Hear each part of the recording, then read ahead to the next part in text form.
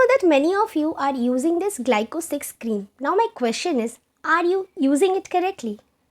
In this video, I am going to show you how to use this cream properly. Those who do not know, for them, Glyco 6 cream is a skin cream with glycolic acid as the main ingredient to help reduce acne and pimples. It also minimizes dark spots, pimples and acne marks. Glycolic acid has antibacterial, antioxidant and anti-inflammatory properties. Before applying this cream, you have to apply Vaseline on your under eye area so that you can avoid any kind of eye contact with this cream. And you have to take a pea size amount of this product and apply all over your face. It is very moisturizing. This cream is really good for dry skin people, let me tell you that.